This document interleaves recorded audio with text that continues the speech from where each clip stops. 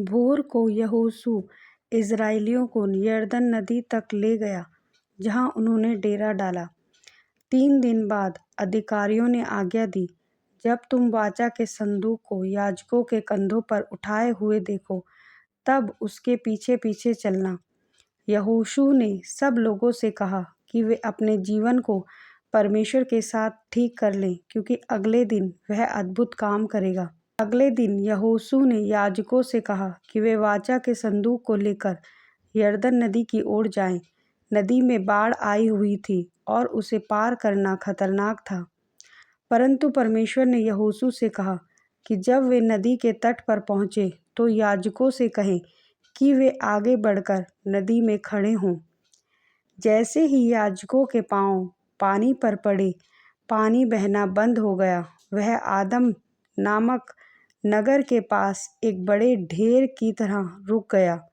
याजक सूखी भूमि पर नदी के बीच में खड़े रहे और लोग 10-10 की कतारों में नदी पार कर गए। यहोशू ने आज्ञा दी थी कि 12 पुरुष प्रत्येक गोत्र से एक चुने जाएं।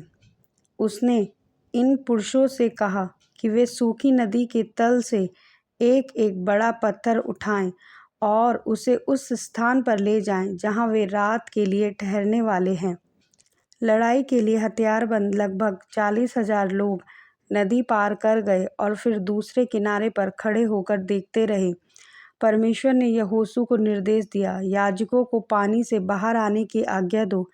जैसे ही उन्होंने ऐसा किया, पानी फिर से नीचे की ओर बहने लगा।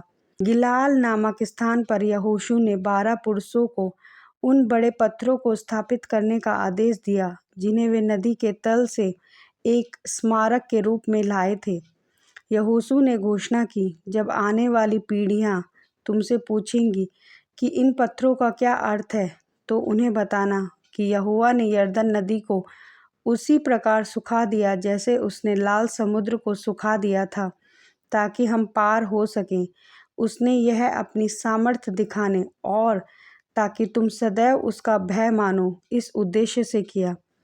इज़राइली अब अपनी पहली चुनौती का सामना करने के लिए तैयार थे। उनके सामने यरीहो का भारी सुरक्षा वाला शहर था।